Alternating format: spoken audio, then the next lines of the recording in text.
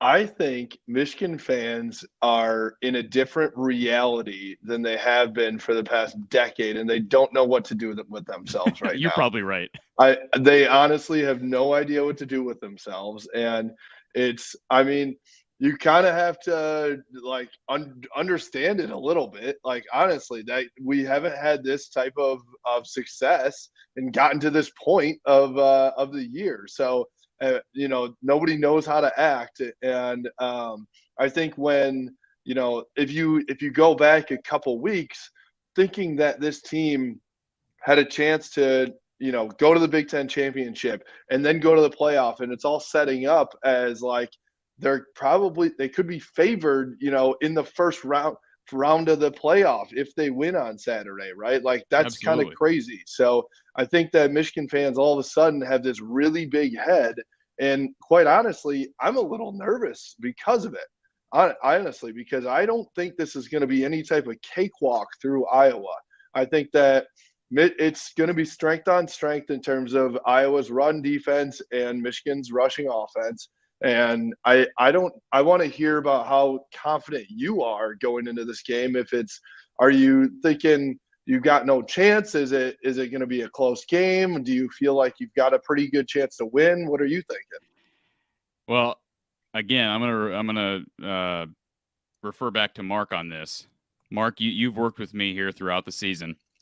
Would you say that I typically lean a certain way as far as evaluating how I think a game is going to go? I mean, am I pretty much balanced? If I'm not feeling good about a game, I'm pretty upfront about that. If I feel it's going to be close or lopsided, I don't think I'm not a homer on everything, right?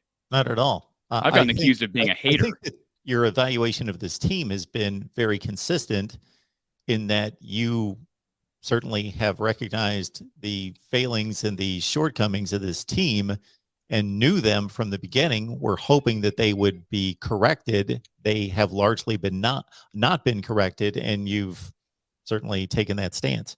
What did I say before the season? My two biggest concerns about this team were I said they were going to win the West, which they did, but my two biggest concerns were A, quarterback, and B, O-line.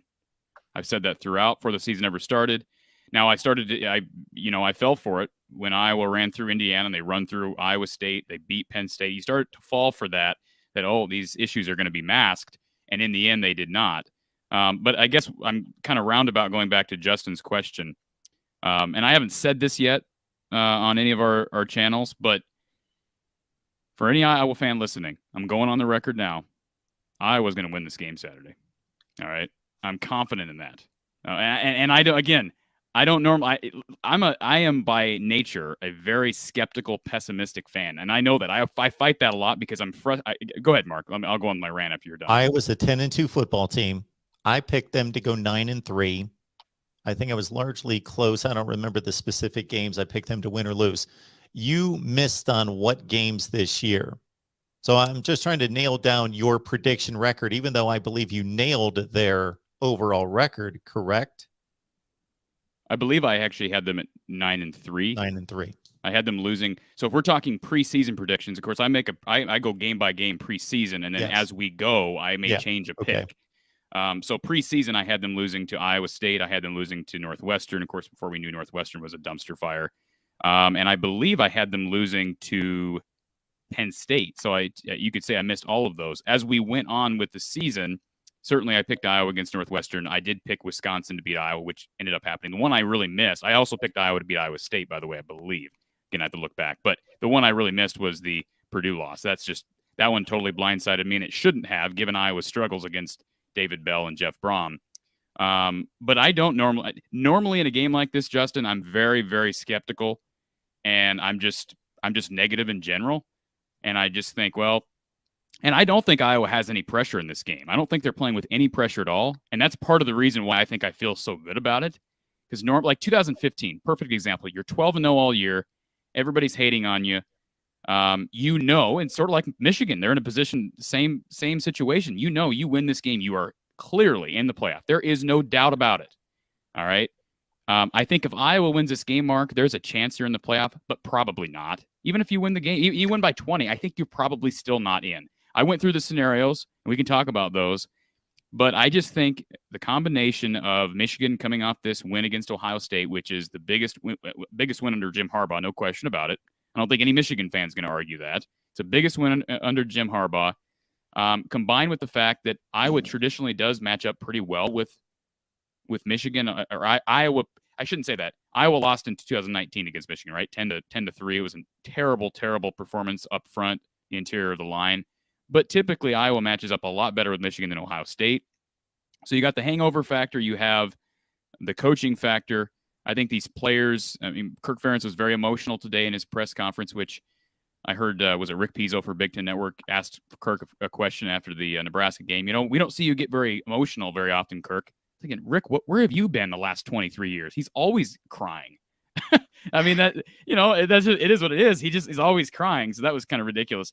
But I just think these guys are ready. It sounds like they're going to get Terry Roberts back. And that's something I said Sunday. And I think I said it to you, Mark, too, or Saturday, excuse me, with Don Patterson. If he can come back at corner for Iowa this week, that will be absolutely massive. Because, and I don't know that they'll do this, but one thing Iowa refuses to do against Wisconsin is to sell out against the run, which you should always do against Wisconsin. That's how Minnesota won that game. And they basically said, hey, we're going to put our corners on an island. And if you're going to throw over the top and our corners get beat, we're just going to tell our corners, take a pass interference, wrap them up. We'll take 15 yards over 30 any day. And that's exactly what they did. Worked to perfection. So this is what Iowa should be doing against Wisconsin every year. And for some reason, we refuse to adjust and do that. But I think Iowa has an opportunity this week to do that if Terry Roberts is healthy. I don't want that if Jamari Harris is on an island, but if you have Terry Roberts and Riley Moss back there, Matt Hankins ain't playing, but those two guys, I just have a good feeling about this. To me, this is the kind of game where Kirk comes through. And I could be dead wrong. I mean, I'm not, mortgaging my house or anything like that, but I think there's an opportunity for Iowa to shock a lot of people Saturday. No question about it. And that will be my prediction Friday night.